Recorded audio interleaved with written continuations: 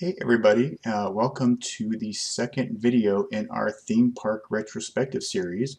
If you missed the first video we did from Six Flags Magic Mountain in 2006, make sure you give that a watch.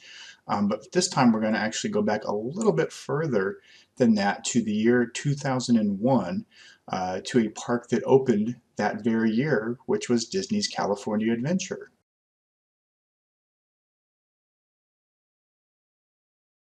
So I've actually attempted this video a couple of times, but I had recorded this about a week and a half ago, but obviously due to the nature of it being 2001 and not being able to just go right in and pull up a random folder of pictures with 500 digital pictures in it, I had to actually do some work on this one. I had to do some scanning of old pictures and things like that, and I found a treasure trove of stuff over the weekend, so I decided to go ahead and just re-record the entire thing instead of just doing it in parts. Plus I shaved since I did it last, so I didn't want to, you got bearded Greg and then unbearded Greg, so I wanted to make sure that we were consistent. So as you can see, I've got my DCA 1.0 hat on. This hat, as you can tell, has been through the ringer quite a few times. I did give it a nice wash and everything before recording this, just to make it somewhat presentable.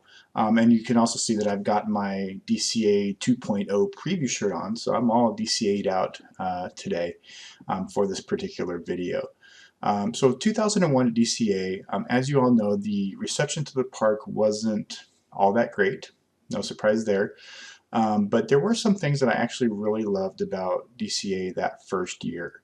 So I remember in the years leading up to the park opening, we have been Disneyland annual pass holders since about 1997 or 98, probably, maybe early 1998. So we got to see, you could have the preview and you could go and look at the construction that was going on, and obviously, the first new Disney park to open on the West Coast in our lifetime was pretty exciting to see. So we were very much anticipating the park, and we actually got a chance to go visit the park for the first time during one of the preview weekends. So this would have been February, I think February 3rd of 2006 we figured out this was. And we made a weekend of it, so we decided to go down for the annual pass holder preview. And this picture here you can see is probably about 7 o'clock in the morning on that early February morning, before we made our first trip into Disney's California Adventure. So here you see the California and the mural.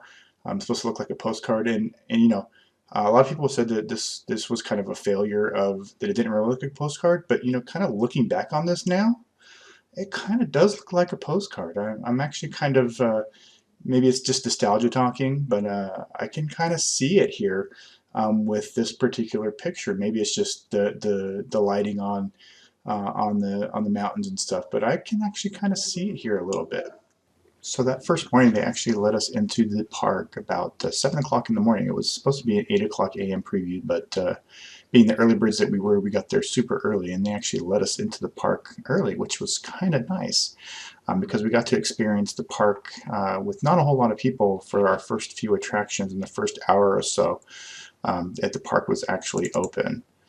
So here we are entering Disney's California Adventure for the very first time, I believe, walking underneath the Golden Gate Bridge and into Sunshine Plaza. Again, I'm not 100% sure if it was that day, but from the lighting and everything, it certainly looks like it could be that day. But you can see here a shot of a little bit more of the mural and the Golden Gate Bridge here as we move into DCA. As we moved into the park, we got to take a look at the fountain and everything else. And one thing that is definitely a relic from DCA 1.0 is this ride info board. So again, I'm not 100% sure if this was that morning, but again, the lightings and the lack of people seems to reflect that it was. But those of you who remember before the digital boards and things like that, we had basically a cast member with a whiteboard that would write show times and ride times and things like that. And then you could actually go up to these cast members, I remember, and they would call the attraction, to get the most updated time and things like that, which was always fun. But yeah, this was the first time I think we had actually seen an info board of this kind in one of the Disney parks, which was kind of unique and awesome at the time. The first attraction that we headed to, the very first time, our very first visit at Disney's California Adventure, was Soarin' over California. So here's a picture of us going to the ride, again, very early on a February morning. It was the first time that we had ridden Soarin'. We didn't know much about it at the time. Obviously, you could see the commercials with the hang glider thing and everything, but obviously we did not know what to really expect out of this ride. And needless to say, we were pretty much blown away by riding this attraction. And it was obviously, probably the perfect first attraction to ride at this new park. So we obviously enjoyed it. I think, remember, we rode in like the middle row or whatever. But I remember we did actually get fast passes to come back and ride it later in the day. And this was back when you didn't even have to you didn't have to watch the time of the fast passes. So we'll get back into Soarin' that we tried to ride later in the day. I'll explain why I'm leaving that off until later on in this video.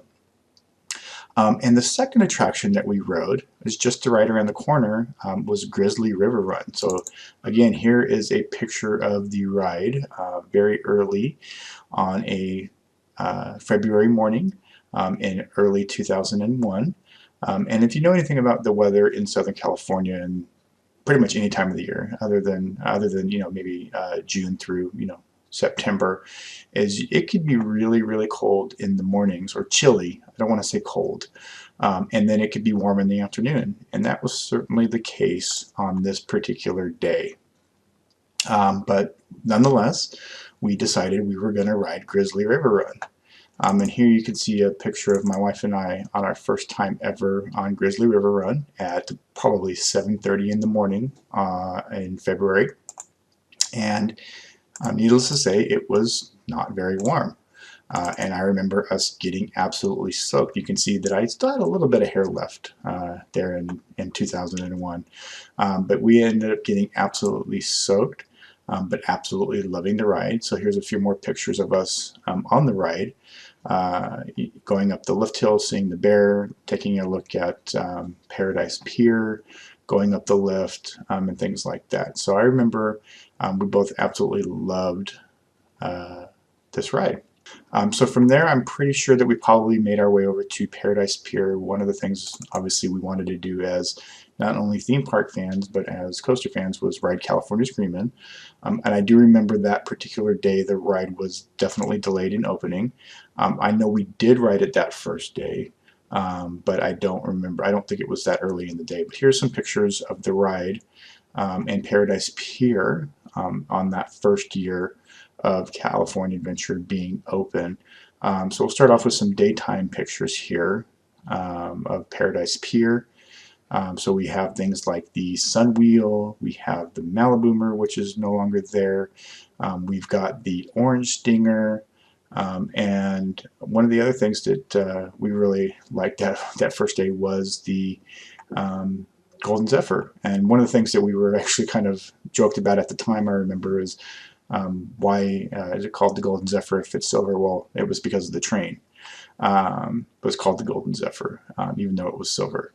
And then one of the other things that was there at the time was the Robert Mondavi restaurant. Now this picture here is definitely not from 2001. This has to be from at least 2002, because you can see the King Triton above Ariel's grotto there. But we never did eat here. 2001, we were very young parents and did not have a whole lot of money for eating at Robert Mondavi or Wolfgang Puck type places. So we definitely never did eat there. And speaking of food in Paradise Pier, one of the places that we definitely never saw open. I don't even know if it opened on the preview days. And if you did actually eat at this place, please leave your impressions of it in the comments here. Was Maliburritos. I don't have a picture of it, unfortunately. I did dig through and was able to try to find some pictures of Maliburritos. I could not find anything. I know we did eat lunch at Strips, Dips, and Chips that day, and which were actually always really good. We actually ate there quite a few times while it was still there at DCA, and we always enjoyed it. But yeah, we never did get a chance to eat at Maliburritos, which is kind of sad. Just would have liked to check it out at least once. So here's a few more pics of Paradise Pier and of California Screamin'. Going through the loop here, and again, not sure exactly when this was, depending on, it could have been 2001 or early 2002. Again, scanned pictures, you never really know, when they actually were from. But you can see there California Screamin', a little bit more Paradise Pier from that morning. This one over behind where Toy Story is right now. So you can see that how it used to look from that view on the other side of Paradise Pier. And then some of the other things that were there, again, the Orange Stinger. And then one of the other rides that we definitely did ride that day was Mahola Madness. And I know this is kind of an off-the-shelf mouse coaster, but we've always enjoyed it. And if you've ever driven on Mulholland Drive from about Canaan to Malibu Canyon, there are some pretty sharp turns in that corner of the of Mulholland Drive that actually remind you of a mouse coaster. It's kind of funny. So I do know at some point in the day we kind of headed out through and did the Tortilla Tour with the Maseca, and we did the bread tour. Again, can't really find any pictures of that. Obviously, it wasn't very memorable to get pictures of. And at the time, we didn't just have unlimited pictures that we could take. We had, probably 24 pictures in a roll or 52 or whatever it was, depending on the type of film we had. And I don't even know what camera we were using at this point. But, obviously, we were being cautious of how many pictures we actually took back then, which you don't have that issue these days, right? So for all you kids that just take pictures with your phone and have thousands and thousands of pictures with your phone, wasn't always that way, unfortunately. So some of those things we might have wanted to capture, we just don't have the ability to go back and recapture. So some of the other things I know we headed into Hollywood Pictures Backlot. So here's a picture actually of later on in that night. This was the only picture I could find of Hollywood Pictures Backlot from that day, and it's obviously an older picture, but it checks out. But you can see here it's a little grainy, but you got the sign of Hollywood Pictures Backlot and the Soap Opera Bistro there. Which again we never did eat at. We did walk through it once, but definitely wasn't our thing to go in and eat at Soap Opera Bistro. And then here's another picture of Hollywood Pictures Backlot from a couple years later when they put in the Playhouse Disney. So they replaced that restaurant and they put in the Playhouse Disney, obviously. But here's a picture of that area of the park after the Soap Opera Bistro was removed. And here's a couple pics going through Hollywood Boulevard. I do remember this map to the stars guy was always kind of cool. I mean, it would still fit there too, as far as I'm concerned. It would still fit in that area of the park. And then we've also got just walking down Hollywood Boulevard here, a couple of other things that we were able to see. And obviously one of our favorite places then and now was the animation building. So I remember we did head into there the first day, and here's a few pictures of inside the animation with things like the Tarzan and Toy Story and Lion King. So you can see all of these pictures here from inside the lobby at the time. And I do remember as well going through and doing the Beast Library and all that stuff and finding out what character you are, and that was always fun to do stuff like that, and it still is. So one of the most talked about attractions from those early years, or early year, of Disney's California Adventure, because it really didn't last longer than that, was Superstar Limo. So here you can see the facade of Superstar Limo, a wider shot, and then a close-up view. And I remember this day, we actually waited about an hour and a half for Superstar Limo. We didn't know what it was, brand new park, and I remember it was just ridiculous, right? But it's fun to kind of go back and write it today as Monsters Incorporated, and basically all of the animatronics in Monsters Incorporated are just reskinned from Superstar Limos. So the Jackie Chan and the Drew Carey, they're all CDA members now, which is kind of funny. To go back and say, hey, that's where Jackie Chan was, and that's where Drew Carey was, and that's where Cher was, and things like that. So yeah, I remember not really loving the ride that much. I also do remember that the entire park was absolutely packed on this preview day. So I do remember we actually park hopped. This was the first time we ever did it, right? We actually did park hop back over to Disneyland at some point in the day. So here you can see a picture of us heading back under the Golden Gate Bridge at some point. Looks like early afternoon maybe. And this lady here, she's super excited to be going into DCA 1.0 as we're heading back out. And you can see we're definitely going against traffic. But I do remember us going back and spending a couple hours at Disneyland and then heading back to DCA that evening. And we did Screamin', of course, that night. So here's a couple pics of Paradise Pier in the early evening and late at night, early in 2001. And one of the things I will say about Disney's California Adventure is, I think anybody who experienced the park early on can attest to this, it looked way better at night than it did during the day. Which kind of brings me to my next point about Disney's California Adventure in year 2001. I remember we actually ended up going back a couple weeks after the park had opened with our kids for our son's birthday. He would have been turning 3. And I remember at the time you could not get an annual pass to Disney's California Adventure. There was no 2-park annual pass. So we just had Disneyland, and I remember at some point in the year they started offering DCA basically for free, and I'll get back to that in a second. But I do remember that first time we visited with our kids, there was basically nothing for them to do other than Superstar Limo and the movies and the carousel and the Sun Wheel. There wasn't really a whole lot of things for kids to do. And that was kind of how it was designed. It didn't really work out, but I mean, even something like you see here, Jumpin' Jellyfish was like 40 inches. They couldn't even do that. So yeah, it was definitely a weird time in the park. So what ended up happening was very early on they started shortening their hours for Disney's California Adventure. So they would be open from 10 to 5 or maybe 10 to 6 every day. And when you have a park that is geared towards adults with all of these high-end restaurants, when you close at 6, you're not going to really get a whole lot of business in those restaurants because people can't, have dinner there. So very quickly, all of the restaurants started shuttering. Mondavi and Wolfgang Puck and the Bistro all kind of started shutting down, which, obviously, again, no one's going to, with their kids during the day, to eat at, soap opera bistro, right? One of the things I did say at the time, and I still believe this to be true, is if they would have actually shortened their hours in a different way, I think DCA 1.0 could have been successful. And here's why.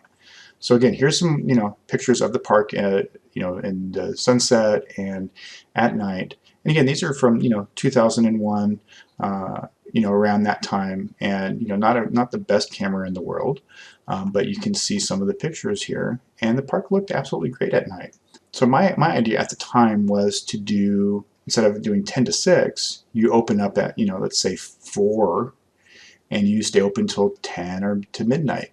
And you make it kind of a pleasure island type park where you have all of these high-end restaurants open.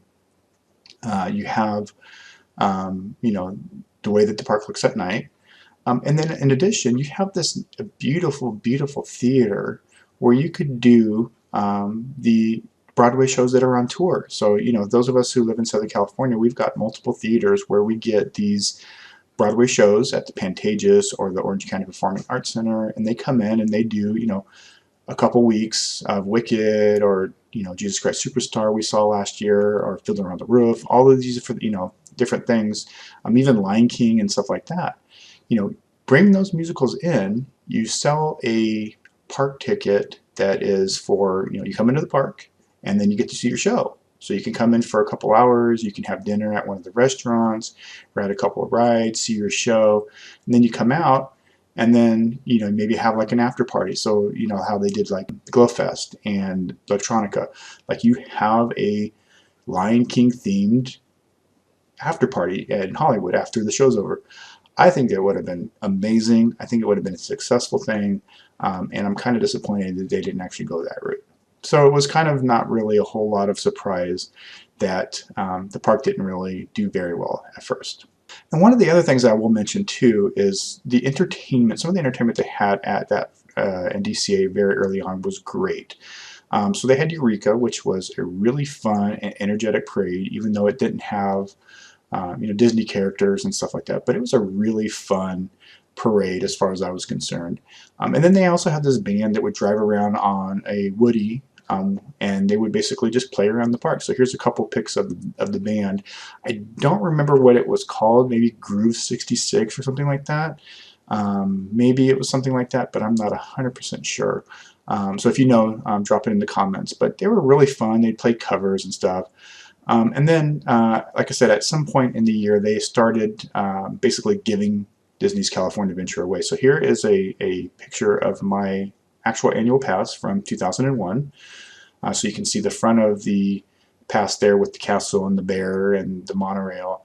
And then the back, you can see valid through 6/24 of 02. So somewhere around June of 2001, we were able to upgrade to a 2-park pass, which was great because we could park hop, and DCA was never busy.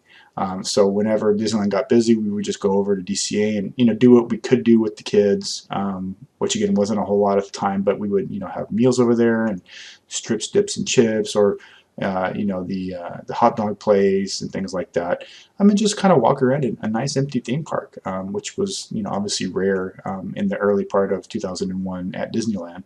Obviously, things happened later on in that year that made both parks pretty empty. But yeah, it was, you know, again, DCA 1.0 gets a lot of flack, but it wasn't as bad as everybody kind of makes it out to be. I think that it had some potential. It had some things that they could have done to make it a little bit better without just Disneyfying it. But again, I love what it is now, obviously. I do remember like some of the things that they did that first year is they started doing concerts in Paradise Pier. I remember we saw the Bengals in concert there. And then in subsequent years, they did things like the X Games experience. So here you can see the X Games here on Paradise Pier, and then they also did the motorcycles, basically where Cars Land is. And obviously pretty quickly too, they started building Tower of Terror, which opened a couple years after the park had actually opened.